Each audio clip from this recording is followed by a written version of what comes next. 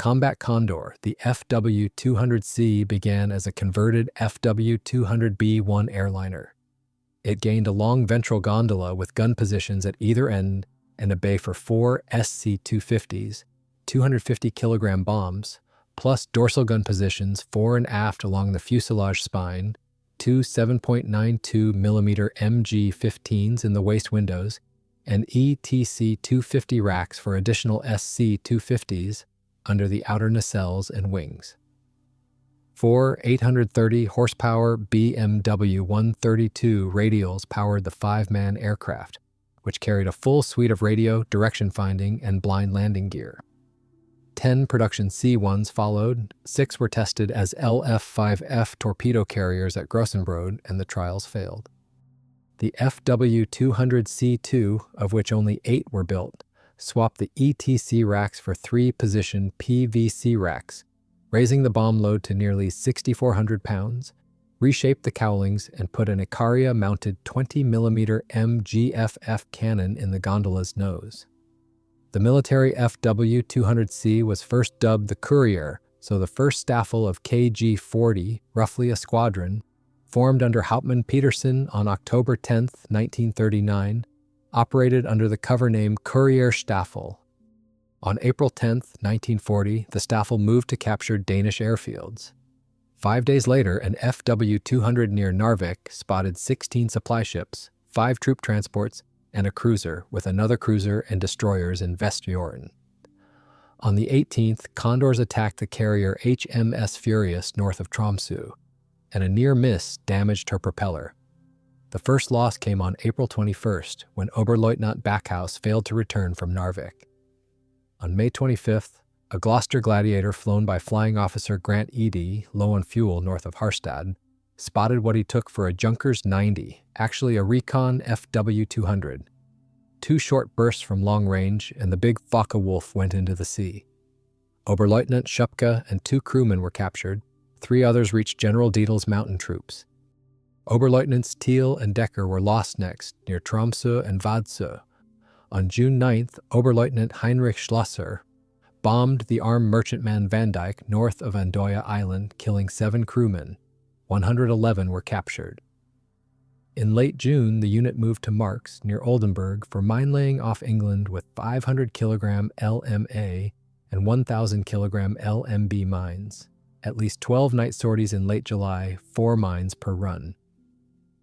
External mines cut speed by 35%, and after 2 losses, Major Edgar Petersen warned the Luftwaffe Chief of Staff, General Oberst Hans Jaschonek, that the mine-laying had to stop or every crew would be lost. Jaschonek moved the unit to Bordeaux within days. From there, it flew long-range sweeps around the British Isles, landed at Aalborg in Denmark, and headed back after a 24-hour turnaround up to 2,500 miles per sortie, with occasional patrols toward the Azores and Portugal. Cooperation with the Kriegsmarine bogged down in red tape. Reports went through the 4th Flieger Corps to Naval Group West and back, with no direct link to the U-boats. On October 8th, a Condor spotted a convoy northwest of Ireland. The report took 6.5 hours to reach naval headquarters.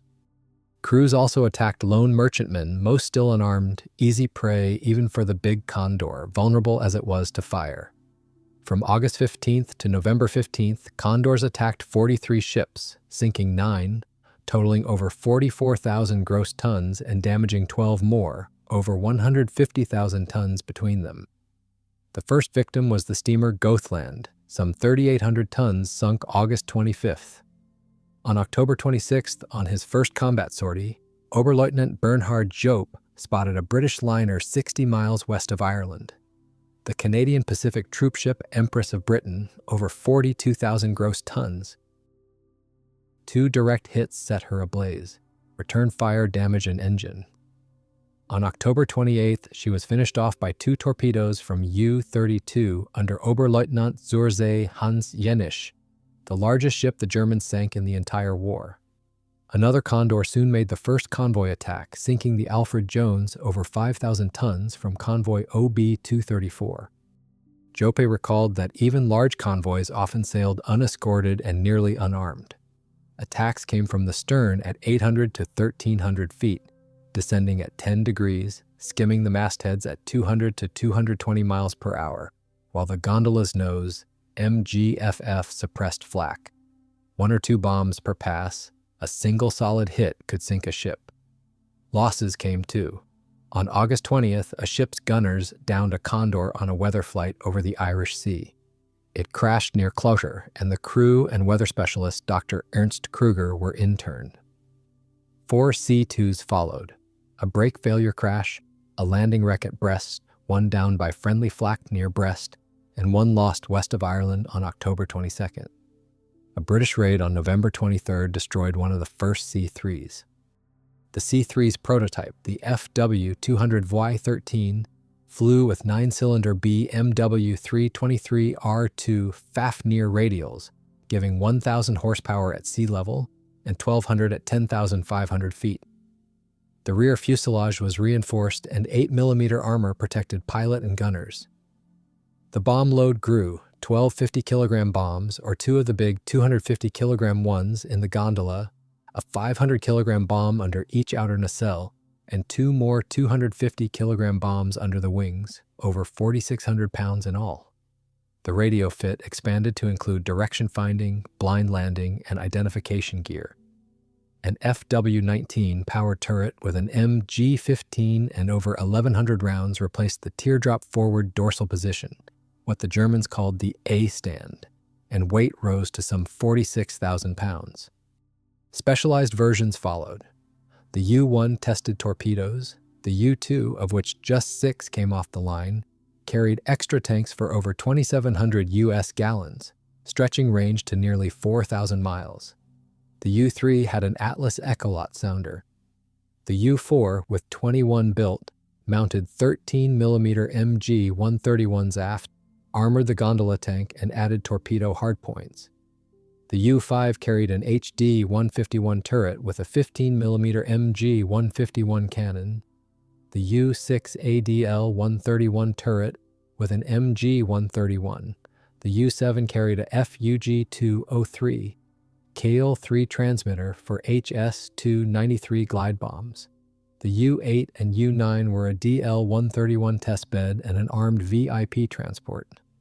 In May 1940, British codebreakers cracked the Luftwaffe's radio codes, and 3 squadrons of long-range Bristol Blenheims rushed to Northern Ireland. On November 13th, the Admiralty and Air Ministry decided to send another squadron to RAF Aldergrove, armed merchant ships, bomb KG-40's base at Bordeaux-Marignac, and send lone ships through the Irish Sea only after dark. The Condors had dodged fighters by flying beyond radar range in radio silence. On November 30th, 2 Blenheims of 236 Squadron finally caught one, but it slipped into the clouds. The British revived a World War I trick. The freighter Crispin became a decoy with 10 anti-aircraft guns posing as a straggler. On February 3, 1941, she was torpedoed by U-107 before she ever fired a shot at an aircraft. They struck the source too. 32 RAF bombers hit Bordeaux-Marignac on November 22nd. 48 on December 8th, 34 on the 27th, and another raid followed on February 4th with nothing to show for it. The British High Command even planned to land a captured Danish Condor there at dusk with 24 commandos. The plan was quietly shelved. On December 9th, 1940, the British sent HMS Pegasus, an old seaplane tender with a catapult and 3 Fairey Fulmar fighters, to Icelandic waters. On January 11th, a lone Fw-200 sank the steamer Beachy, nearly 1,800 tons. A Fulmar launched, but the Condor vanished into the clouds. The total for 1940, 15 ships sunk, totaling over 82,000 gross tons, and 18 damaged, nearly 200,000 tons between them, staggering for a unit usually fielding 2 serviceable aircraft against just 2 combat losses over the Atlantic. On January 6th, the Naval High Command convinced Adolf Hitler to place the unit directly under the U-boat fleet commander, Admiral Karl Dönitz. On January 16, 1941, Jope sank 2 ships in one strike, the Greek steamer Meandros, over 5,000 gross tons, and the Dutch tanker Onoba, nearly 6,900 tons. January's tally: 15 ships sunk, totaling nearly 70,000 tons, and 3 damaged close to 13,000 tons for the loss of 2 aircraft. On the 10th, northwest of Ireland, flak from the tug Seaman downed an FW-200, with 3 crewmen killed and 3 captured, including Oberleutnant Burmeister. On the 29th, Lieutenant Alfred Winter's crew failed to return. The 3 survivors were the unit's first men in British hands. Hidden microphones and documents from the wreckage told the RAF the FW-200s no longer flew round trips to Norway, and that a ship's best defense was a twin 20mm cannon on a stern platform. Hermann Göring refused to accept the Navy's control. On February 7th, he demanded Dönitz return the unit. In his view, everything that flew belonged to him, and flights west of the 25th meridian forced the crews to trade bombs for fuel.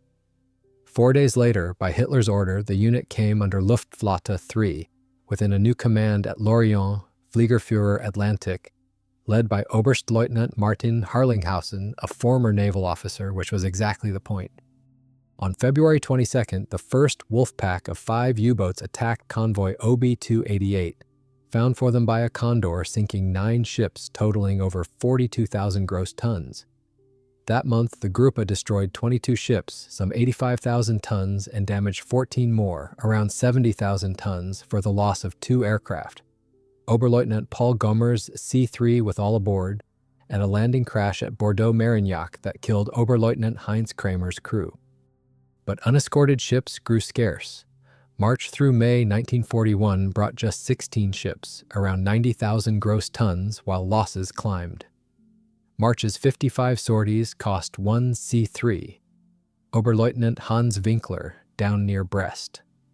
April's 74 sorties cost 4 crews, Oberleutnants Richter, Kalus, Ernst Miller, and Roland Schiele, and an RAF raid wrecked 2 more aircraft on the ground.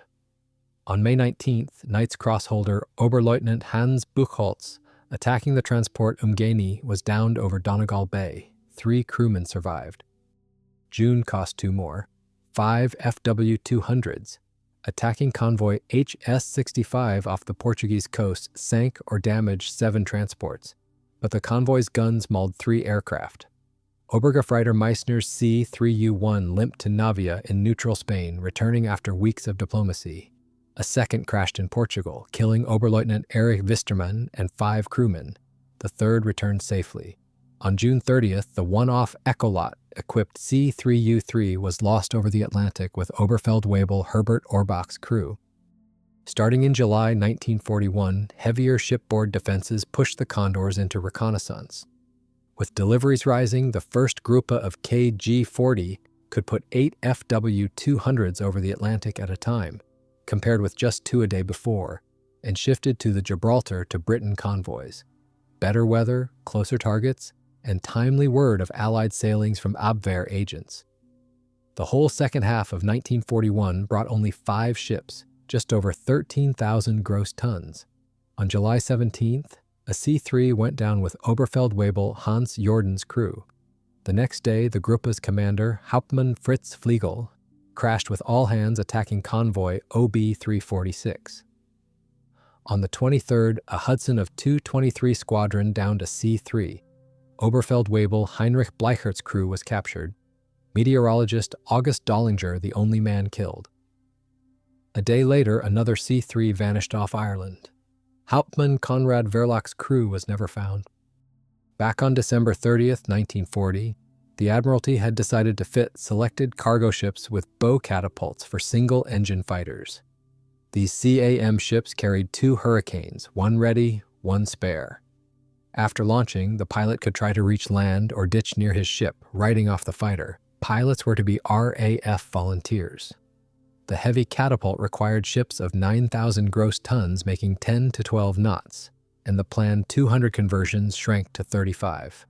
The first ships fitted out were the auxiliaries, Ariguani, Maplin, Padia, and Springbank, flown by pilots simply assigned from 804 Squadron of the Fleet Air Arm. Padia was lost on her first voyage. The first merchant conversion, SS Michael E., sailed May 28th and was sunk 5 days later by U-108. The first combat launch on May 11th came up empty, as did 2 in June, the Condors simply ducked into the clouds. The first success came August 3, 1941. Covering the combined convoy OG-70 and SL-81, Lieutenant Everett of 804 Squadron launched against a circling Condor creeping within 2,000 yards unseen. He dived on the tail, the dorsal gunner missed. He swung into a beam attack, and the forward gunner missed too. His third run was dead on. The gunners went quiet as chunks of skin ripped off the right side. Closing point blank, he emptied his guns and the FW-200 crashed into the sea. Everett ditched alongside his ship and was picked up. The victim was a C-3. Underofficer Hasek's crew was killed. By October 10th, all 35 CAM ships were converted. 4 were sunk by U-boats before year's end. The rest protected the Gibraltar route. In mid-August 1941, the Suez Commando was detached from KG-40, 6 Condors, 10 Heinkel 111s, 2 transports for the Suez Canal and Red Sea. On September 3rd, Lieutenant Meyer sank the city of Auckland. 2 days later, over Port Said, Oberleutnant Horst Neumann's C-3U-4 was lost. On the Gibraltar run came the first true escort carrier, HMS Audacity, converted from the captured German freighter Hanover. On September 21st, 2 of her Grumman Martlets downed a C-3, killing Lieutenant Georg de la Franc's crew. Harsh October weather-limited operations. On November 2nd, a C-3U-2 was wrecked in an emergency landing at Rochefort, though the crew walked away unhurt. On the 8th, a C-3U-4 went down attacking a convoy with Oberleutnant Karl Krieger's crew. November brought 62 sorties, 5 convoy sightings, 1 convoy tracked for 2 full days. December's 23 sorties shadowed convoy HG-76 for 5 straight days. The cost? The C-3U-4s of Oberleutnants Hans Hasse and Herbert Schreier, plus the crews of Feldwebel Kogel and Oberleutnant Villers, killed in accidents at Cognac. 1942 opened with a C-3U-4 falling to a bowfighter near Cape Finisterre on January 2nd. On the 31st, flak from the corvette HMS Genestra downed Oberfeldwebel Werner Bonfeld's C-3U-4. His body washed ashore in March, and the rest of the crew was never found. The FW-200C-4 entered production in February 1942. 93 would be built. It carried an HD-151 dorsal turret with a 15mm MG-151 and 1,000 rounds, an expanded suite of radio and navigation gear, and a Lotfe 7H bomb sight accurate from 10,000 feet at a takeoff weight of 50,000 pounds. 1C-4U-1 was Adolf Hitler's personal transport, with a shortened nose and an armored escape hatch beneath his seat, big enough for him to drop straight out of the aircraft.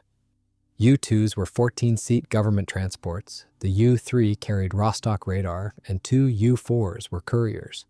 February cost 2 crews, Feldwebel Hitz's C-4 and Lieutenant Heinz Schwickendorf's C-3U-4. In March 1942, the first Gruppe moved to Trondheim-Værnes in Norway as the U-boats shifted to American waters. Under Luftflotte 5, it flew against the Murmansk convoys, and from March 30th, it patrolled off Iceland, where the convoys seemed to assemble. A strike by the carrier HMS Victorious left only 2 FW-200s lightly damaged. On May 1st, the minesweeper HMS Imperialist downed a C-1 off Cape St. Vincent. On the 9th, Oberleutnant Tide's C-3 was lost with all hands over Iceland. On May 25th, a Condor spotted convoy PQ-16, which endured days of attacks.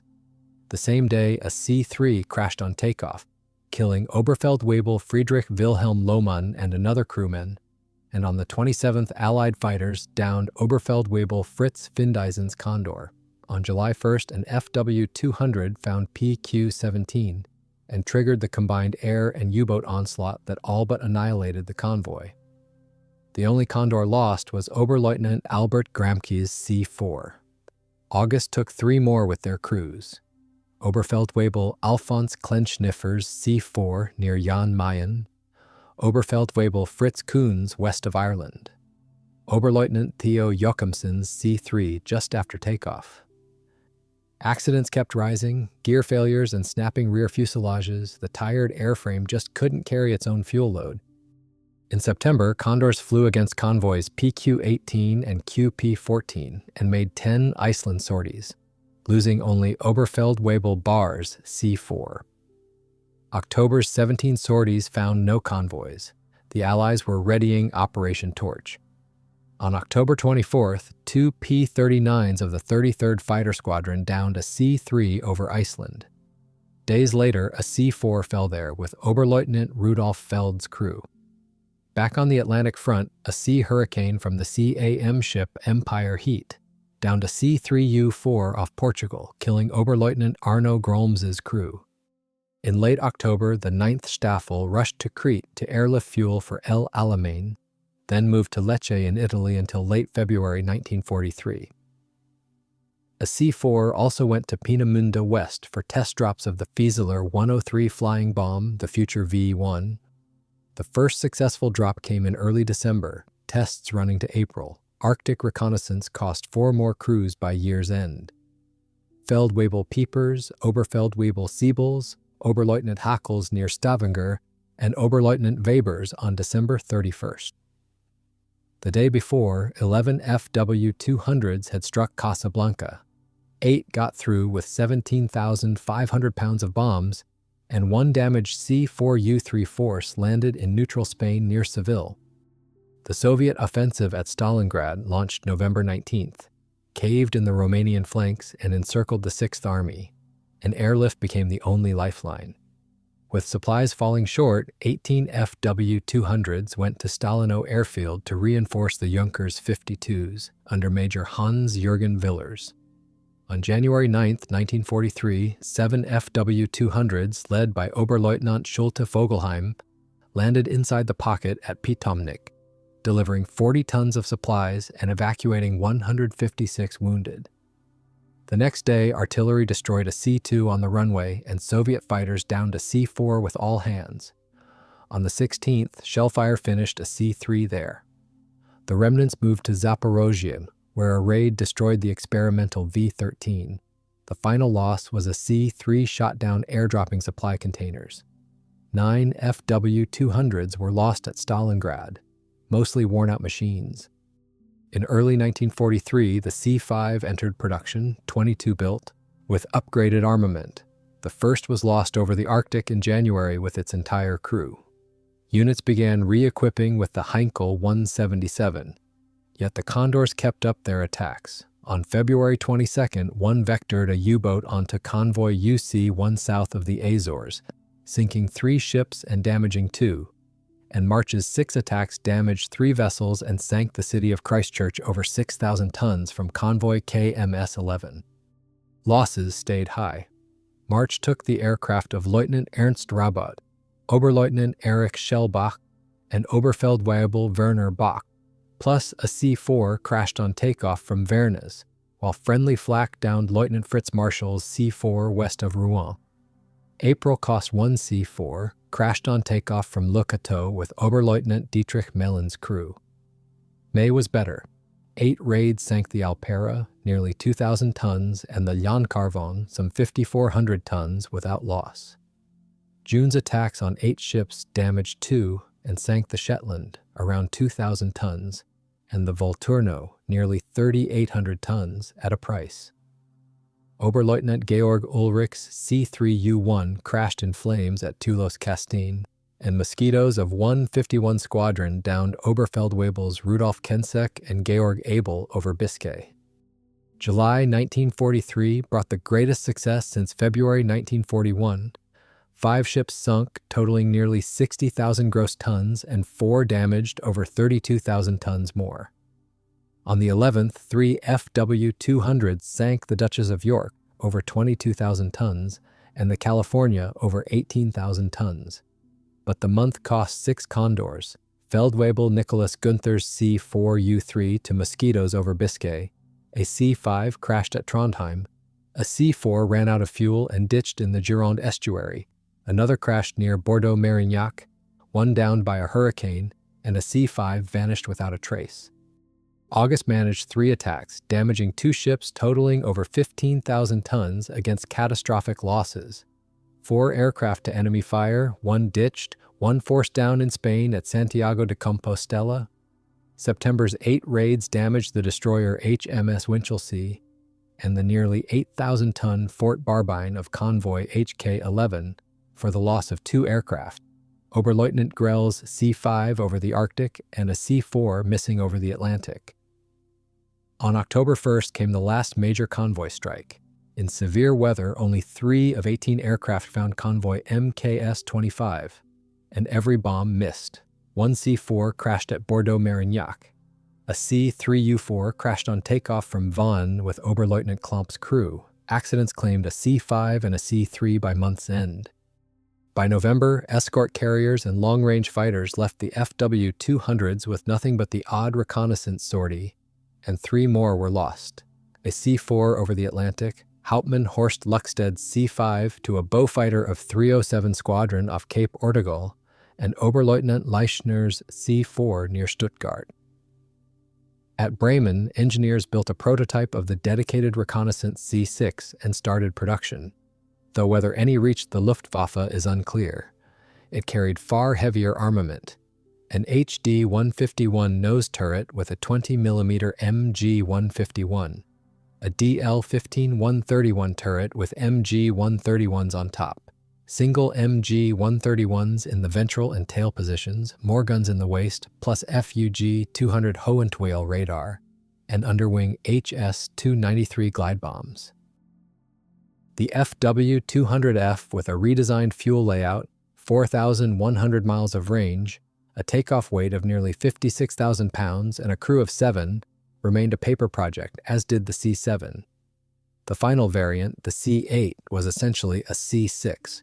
Only 3 C-8 U-10s adapted for HS-293s were built.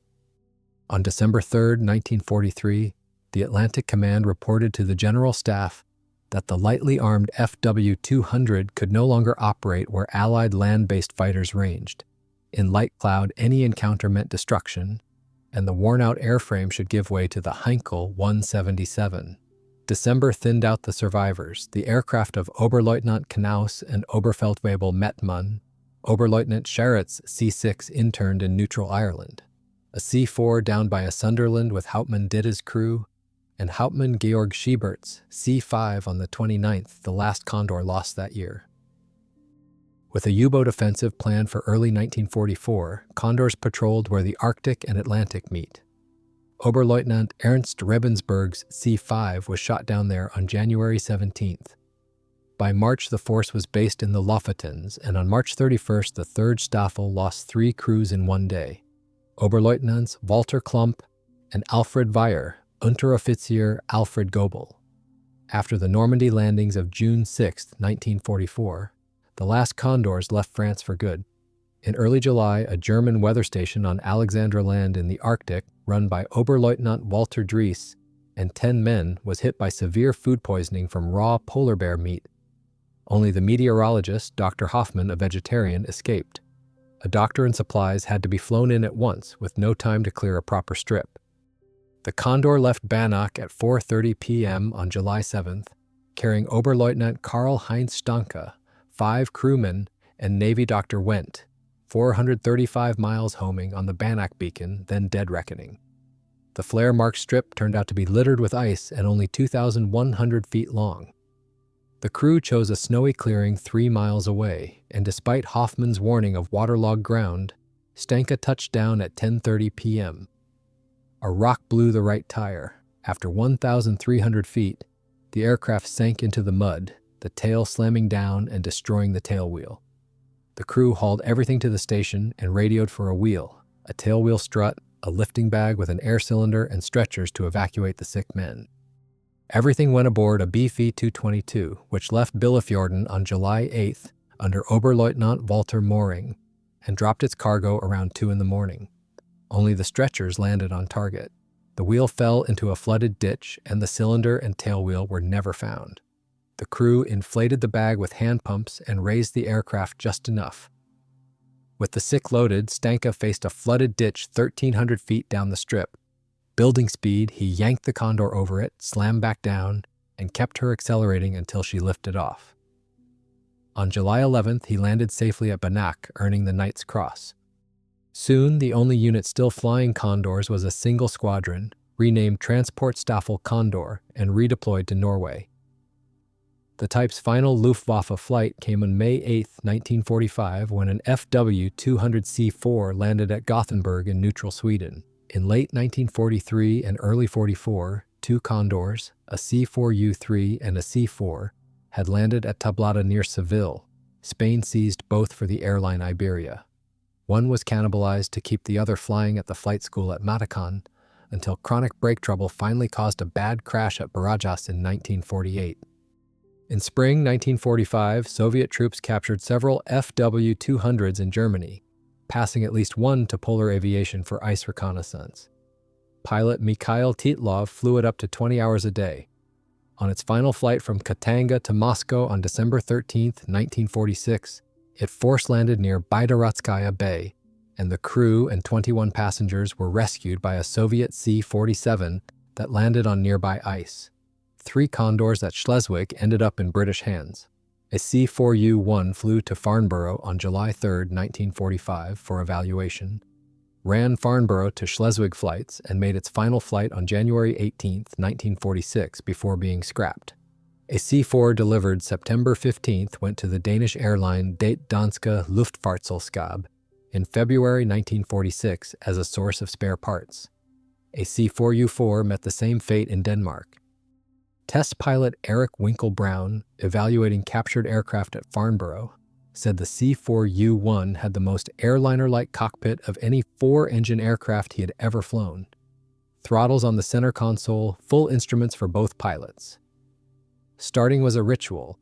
Fuel valve to start, 4 pumps on, manual priming, then ignition before the 9-cylinder BMW 323R2 Fafnir radials came alive with an indescribable throbbing sound. Before the roll came, cowl flaps a third open, propeller pitch to 12 o'clock, flaps down, aileron trim 1 notch and elevator trim 4 against a right wing drop, and the tachometer to Motoren gesamt, all engines. Takeoff was the most dangerous part of any flight, the aircraft wanting to swing and drop its left wing. Pilots held the throttles at halfway until after 1,000 feet of roll, the plane began lifting on its own, then pushed them up individually, reaching full power, 2,500 RPM by the 2,300-foot mark. Liftoff below about 105 miles per hour and the right wing would drop. A loaded roll ran nearly 3,000 feet. Gear retraction took 24 seconds. The climb ran at 155 miles per hour, superchargers to high blower at 8,500 feet. Service ceiling was 28,000 feet. Brown himself clocked the top speed of 250 miles per hour at 13,000 feet, 25 miles per hour faster than the production C-3. Economical cruise was around 170 miles per hour at 5,000 feet. On its 2,100 U.S. gallons, it flew 14 hours, roughly 2,400 miles, and the maritime version stretched to 18 hours with extra gondola tanks. In flight, it was exceptionally stable, though any speed change meant retrimming, and Torque kept dragging the nose left. It was no machine for evasive maneuvers. Below 5,000 feet, its limit was 280 miles per hour, and if bounced, it could only fly straight and rely on its guns. De-icing boots, propeller anti-icing, and autopilot, and a powerful heater proved indispensable in Atlantic weather. Landing weight topped out at some 42,000 pounds. The gear could come down below about 125, flaps below 115, and touchdown came at just over 100, bleeding off to about 80 for a 3-point landing.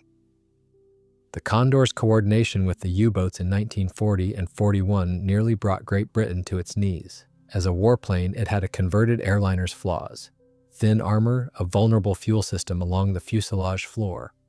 But it was armed to the teeth and could put up a fierce fight against any attacker.